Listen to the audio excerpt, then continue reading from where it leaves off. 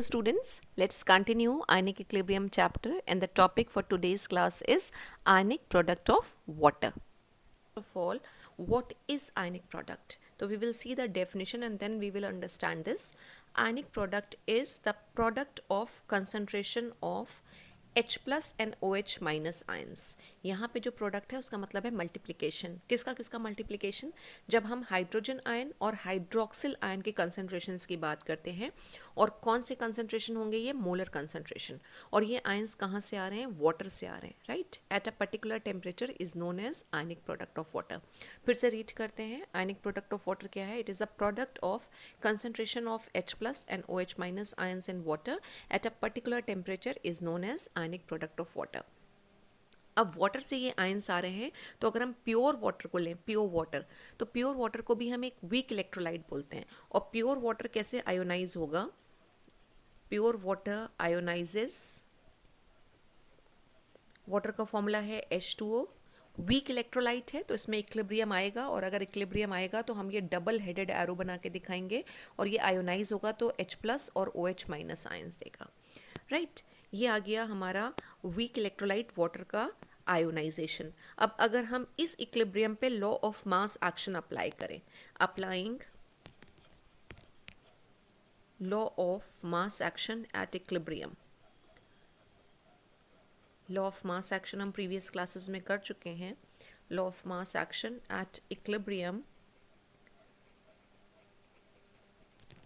तो हम लिखते हैं K is equal to H plus, जो हमारे प्रोडक्ट्स हैं उनका कंसंट्रेशन न्यूमरेटर में हम लिखते हैं, अपॉन जो रिएक्टेंट है वाटर उसका कंसंट्रेशन डिनोमिनेटर में आ जाता है, right? This much we understood earlier. अब इसको हम और किस तरह से लिख सकते हैं? अगर हम क्रॉस मल्टीप्लाई कर लें तो we can write it as और करके H plus and OH minus is equal to K and H2O, right? हम इसको K भी लिख सकते हैं, हम इसको KI भी लिख सकते हैं. आयोनाइजेशन कांस्टेंट होता है K यहाँ पे. अब हमें पता है कि जो वीक इलेक्ट्रोलाइट हैं वो बहुत ही कम आयोनाइज होते हैं, यानी उनकी आयोनाइजेशन की जो एक्सटेंट आएगा, जिसको हम अल्फा बोलते हैं, degree of ionisation, that will be very less. ठीक है, तो अगर ये बहुत ही कम आ रहा है तो इसका मतलब क्या होगा कि हम इसको भी, अब वाटर जो है वो एक वीक इलेक्ट्रोलाइट है, और वीक जो इलेक्ट्रोलाइट होते हैं उनका जो आयोनाइजेशन होता है उसकी वैल्यू बहुत कम आती है. तो हम एक सेंटेंस यहाँ पे लिखते हैं, since water is a weak electrolyte and जो अल्फा हम इसके लिए लेंगे इज वेरी लेस, यानी degree of ionisation is very less. Therefore हम क्या करेंगे, वाटर के कंसंट्रेशन को भी हम क्या करेंगे, इसे कांस्टेंट ले लेंगे, यानी concentration of water can be considered as constant.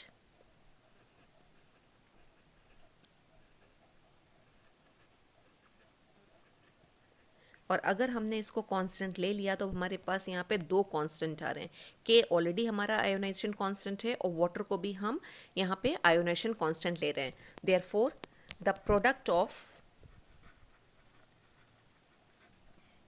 K and H2O, जो यहाँ पे हमने ऊपर लिखा था, can be taken as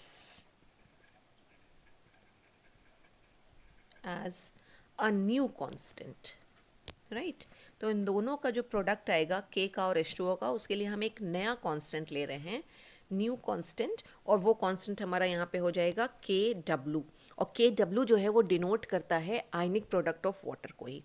therefore अगर हमने यहाँ पे KW लिखा तो दिस इक्वेशन, जो इक्वेशन 1 है, उसको हम कैसे लिख सकते हैं? देयरफॉर H और OH माइनस आयन का कंसंट्रेशन का जो प्रोडक्ट होगा that will be equal to KW, और यहाँ पे जो KW है वो KW है आयनिक product of water, ionic product of water, right और के डब्ल्यू भी जो है वो एक कांस्टेंट है. कांस्टेंट का मतलब उसकी वैल्यू फिक्स होगी, लेकिन ये जो के डब्ल्यू की वैल्यू है ये एक टेम्परेचर के साथ वेरी करती है. एक पर्टिकुलर टेम्परेचर पे तो ये फिक्स होगी, लेकिन अगर हम टेम्परेचर चेंज करते हैं तो इसकी वैल्यू चेंज हो जाती है. और यही चीज़ हमने आयनिक प्रोडक्ट की डेफिनेशन में भी बोली थी. अब देखिए जो के डब्ल्यू निकल के आया था वो क्या है, H+ और OH- आयंस के कंसंट्रेशन का मल्टीप्लिकेशन. तो वही आयनिक प्रोडक्ट ऑफ वाटर की डेफिनेशन में भी लिखा हुआ है कि the product of concentration of H+ and OH- ions in water at a particular temperature. क्योंकि अगर हम टेम्परेचर चेंज करते हैं तो आयनिक प्रोडक्ट की वैल्यू भी चेंज हो जाती है. Is only called ionic product. अब जो हम आयनिक प्रोडक्ट की वैल्यू की बात करेंगे वो हम रूम टेम्परेचर की बात करते हैं. और रूम टेम्परेचर जो कंसिडर किया जाता है वो है 25 डिग्री सेल्सियस. तो एट 25 डिग्री सेल्सियस जो के डब्ल्यू की वैल्यू निकाली गई है, के डब्ल्यू इज इक्वल टू आता है 1.00, जिसको हम 1 भी बोल सकते हैं, इंटू 10⁻⁻14. कोई यूनिट नहीं है, के डब्ल्यू की वैल्यू हमारे पास इतनी आ रही है. ठीक है, तो ये जो वैल्यू है इस वैल्यू को हम कंसिडर करेंगे आगे जब अभी हम पीएच की भी बात करेंगे कि जो आयनिक प्रोडक्ट निकलता है वो इतना आ रहा है और कितने टेम्परेचर पे आ रहा है, 25 डिग्री सेल्सियस पे. अगर हम टेम्परेचर को बढ़ा दें, हमने कहा, तो जो आयनिक प्रोडक्ट की वैल्यू है वो बढ़ती है.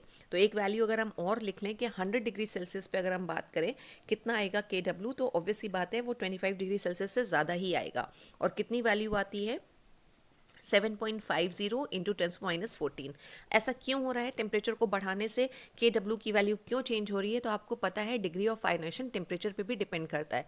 जैसे जैसे हम टेम्परेचर बढ़ाते जाते हैं इलेक्ट्रोलाइट का डिसोसिएशन बढ़ता जाएगा, आयोनाइजेशन बढ़ता जाएगा, अल्फा की वैल्यू इंक्रीज होगी, तो नंबर ऑफ आयन ज़्यादा प्रोड्यूस होंगे. और नंबर ऑफ आयन्स अगर ज़्यादा प्रोड्यूस हो रहे हैं तो उनका मल्टीप्लिकेशन भी क्या होगा, उसकी वैल्यू ज़्यादा आएगी. तो टेम्परेचर इंक्रीज करने पे आयनिक प्रोडक्ट की वैल्यू इंक्रीज करती है. इस चीज़ को याद रखिएगा.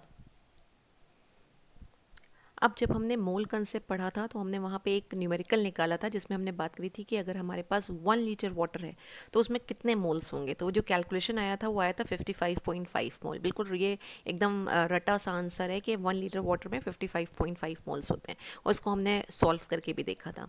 अब अगर हम बोलें कि 25 डिग्री सेल्सियस पे इतने मोल ऑफ वाटर में से कितने moles of water ionise form में होंगे, हम उसी की तो बात कर रहे हैं कि 25 डिग्री सेल्सियस पे H+ और OH- आयंस का जो कंसंट्रेशन आ रहा है उसको हमने बोला आयनिक प्रोडक्ट. तो एक सेंटेंस हमारे पास यहाँ पे ये है कि out of 55.5 mole at 25 degree Celsius only 10⁻⁻7 mole of water are in ionic form. अब इसको हम चेक कर लेते हैं. अभी हमने कहा कि जो प्योर वाटर की हम बात कर रहे थे, तो प्योर वाटर जो होता है, pure water is neutral. Pure water is neutral का मतलब क्या हुआ कि इसमें जितने H+ आयन होंगे उतने ही OH- आयंस होंगे. ठीक है ना. जो एसिडिक कैरेक्टर आता है वो H+ आयन से आता है, और जो बेसिक कैरेक्टर आता है वो हाइड्रोक्सिल आयन कंसंट्रेशन से आता है. तो अगर प्योर वाटर न्यूट्रल है, देयरफॉर इसमें H+ आयंस का कंसंट्रेशन OH- आयन की कंसंट्रेशन के बराबर होगा. और अगर हम इन दोनों कंसंट्रेशन की वैल्यू वेरिएबल में ले लें कि हमने इसकी वैल्यू ले ली x, राइट, तो हम इसको और कैसे लिख सकते हैं, H+ एंड OH- आयंस का जो प्रोडक्ट का कंसंट्रेशन का जो प्रोडक्ट आएगा वो आता है 1 इंटू 10⁻⁻14. अब हमने यहाँ दोनों के लिए x लिया है तो that will be equal to क्या हो जाएगा, x². नहीं समझ में आया तो दोबारा समझ लीजिए कि हम H+ आयन के कंसंट्रेशन को x ले रहे हैं और हाइड्रोक्सिल आयन के कंसंट्रेशन को भी हमने x लिया, तो दोनों का अगर हम मल्टीप्लिकेशन कर देंगे तो क्या हो जाएगा, x². और दोनों के जो कंसंट्रेशन है 25 डिग्री सेल्सियस पे कितनी वैल्यू आती है इन दोनों के प्रोडक्ट की, 1 इंटू 10⁻14. यानी हम ये कह सकते हैं कि x² जो आ रहा है वो कितना आ रहा है, 1 इंटू 10⁻14. इसको अगर हम लिखें तो मैं से भी लिख सकते हैं x is equal to √1 into 10⁻14, या सिर्फ 10⁻14 भी हम लिख के दिखा सकते हैं. अब इसको हम और कैसे लिख सकते हैं, 10⁻14 को 10⁻7 इंटू 10⁻7 है ना, जो पावर्स होती हैं वो ऐड होती हैं, तो -7 ऐड होगा तो हमें क्या मिल जाएगा, -14 मिल जाएगा जब हम दोनों का मल्टीप्लिकेशन करेंगे. तो जब हम इसकी अंडर रूट निकालेंगे तो जो x की वैल्यू आ रही है वो आ जाएगी 10⁻7. यानी 25 डिग्री सेल्सियस पे H+ आयन का कंसंट्रेशन कितना होगा, 10⁻7, और हाइड्रोक्सिल आयन का कंसंट्रेशन कितना होगा, वो भी 10⁻7 होगा. तो हम इसको अगर लिख लें x की जगह पे अगर हम रिप्लेस कर दें कि H प्लस का concentration is equal to hydroxyl ion का कंसंट्रेशन, दोनों का बराबर होगा and that will be equal to 1 into 10⁻⁷, और कंसंट्रेशन है तो क्या होगा ये, मोल पर लीटर। और यही चीज़ हमने स्टार्टिंग में बात करी कि अगर हमारे पास 1 लीटर वाटर है जिसमें 55.5 मोल्स होते हैं, और उस पर अगर हम रूम टेम्परेचर पे बात कर रहे हैं कि कितने मोल जो हैं वो आयोनाइज होंगे, तो आप देख सकते हो कि 55.5 मोल में से सिर्फ 10⁻⁷ मोल्स जो हैं वो आयोनाइज हो रहे हैं। तो जो हमने एक सेंटेंस और डिस्कस किया है कि वीक इलेक्ट्रोलाइट का आयोनाइजेशन बहुत कम होता है, तो इस वैल्यू से हमें बिल्कुल साफ पता चल रहा है कि जो आयोनाइजेशन है वो बहुत कम हो रहा है। 1 मोल भी नहीं है, 1 इंटू 10⁻⁷ मोल आ रहा है, राइट। तो आप डेसिमल के बाद कितने जीरोस लगाएंगे तब आपको 1 मिलेगा। तो value is very very less. और ये पर्टिकुलर वैल्यू याद रखिएगा किस में आ रही है, in pure water, pure water जिसको हम क्या कहते हैं, न्यूट्रल, ठीक है। तो एक तरह का न्यूट्रल सोल्यूशन बन रहा है, इन न्यूट्रल सोल्यूशन। लेकिन अगर हम इसी में ही कोई एसिड या बेस ऐड कर दें, if N acid or base is added to water, base is added to water, what will happen?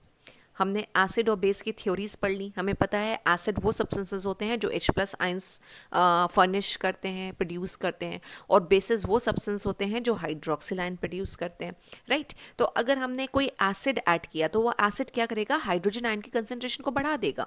Hydroxyl ion के कंसंट्रेशन से अगर हम कंपेयर करेंगे तो H प्लस आयंस का कंसंट्रेशन बढ़ जाएगा।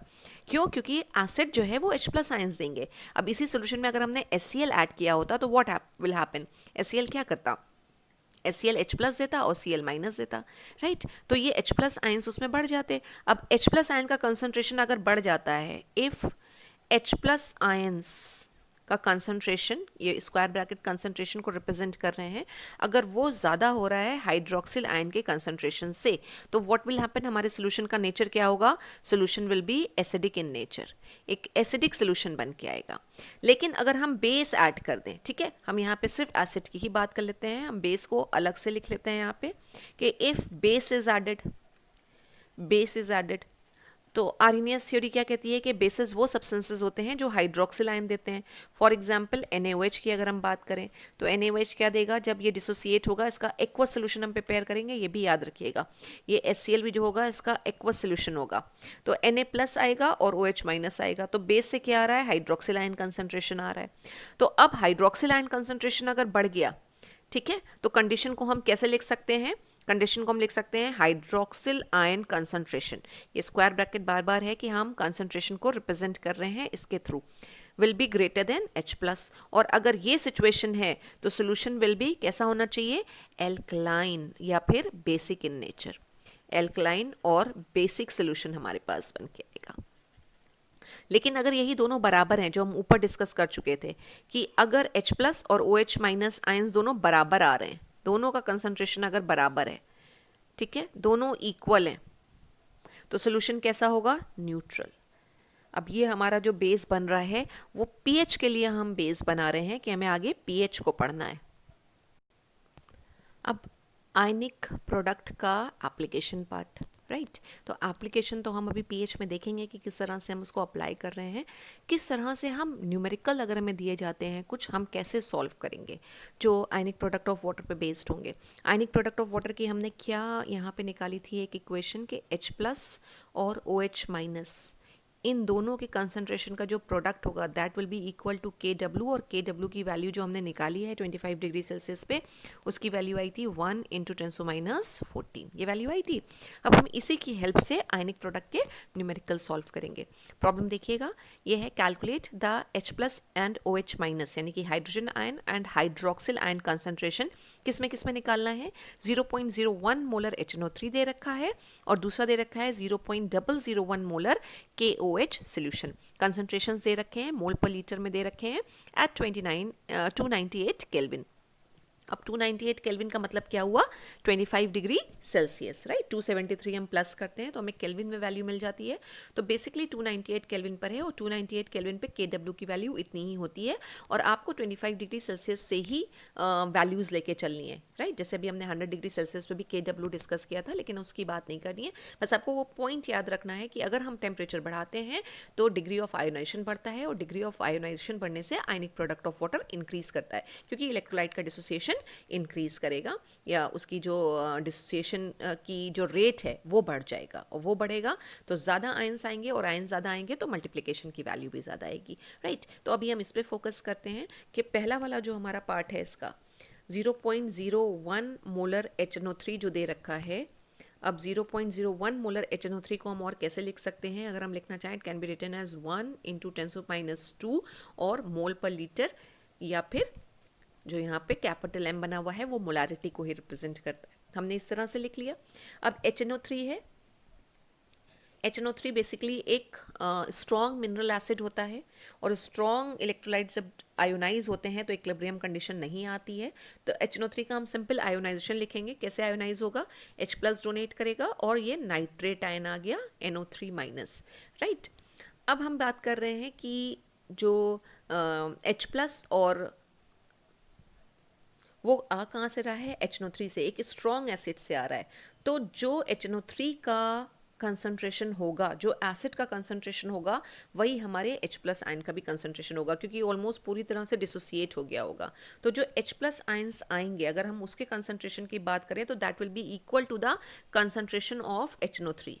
वो HNO3 के कंसंट्रेशन के बराबर होगा, और HNO3 का कंसंट्रेशन है कितना, 1 इंटू 10⁻² मोल पर लीटर या फिर मोलर, राइट। अब हमारे पास ऊपर इक्वेशन लिखी हुई है कि H+ और OH- is equal to this, और हमें निकालना क्या था, H+ आयन कंसंट्रेशन भी निकालना था और हाइड्रोक्सिल आयन कंसंट्रेशन भी निकालना था, दोनों के लिए, मतलब इसके लिए भी और इसके लिए भी। तो इसके लिए हमने H+ तो निकाल लिया, इतना आ गया ये। अब हम OH- कैसे निकालेंगे, तो OH- के लिए हम इसी इक्वेशन को यूज़ करेंगे जहाँ पे हमारे पास H+ की वैल्यू है और OH- की हमें निकालनी है। तो this equation can be written as OH- is equal to KW upon और H+। हम इसको ऐसे भी लिख सकते हैं, राइट। और KW की वैल्यू हमारे पास है कितनी है, 1 इंटू 10⁻14, और H+ की भी वैल्यू हमारे पास है कितनी है, 1 इंटू 10⁻²। अब जब हम इसको सॉल्व करेंगे तो क्या वैल्यू इसकी आनी चाहिए, ये हो जाएगा 1 इंटू 10⁻14, और जो -2 है उसको जब हम ऊपर लेकर आएंगे तो वो हो जाएगा +2 में, ये आ गया। और उसके बाद -14 में से 2 को हम क्या करेंगे, सब्सट्रैक्ट करेंगे, एक वैल्यू नेगेटिव है एक वैल्यू पॉजिटिव है। आंसर हमारा क्या आ जाएगा, 1 इंटू 10⁻12 और मोल पर लीटर, राइट। तो ये निकल आया H+ का भी कंसंट्रेशन और हाइड्रोक्सिल आयन का भी कंसंट्रेशन।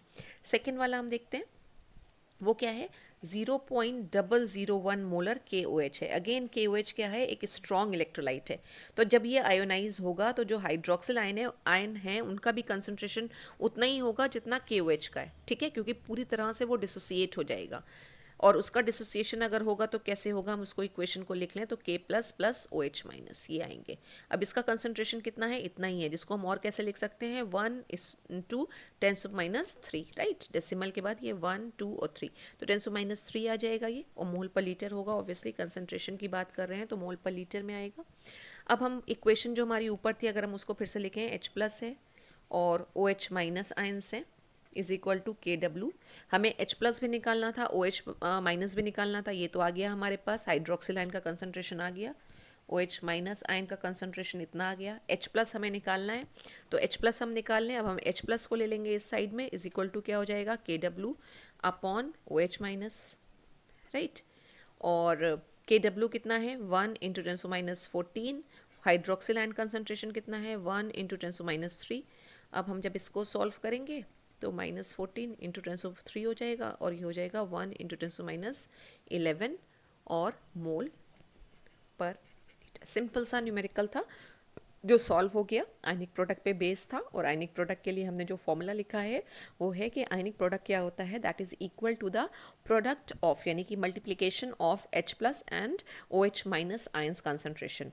और 25 डिग्री सेल्सियस पे इसकी value is equal to 1 into 10⁻14। तो this is about ionic product of water, and in the next class we will discuss pH. हम pH की बात करेंगे. Thank you so much students.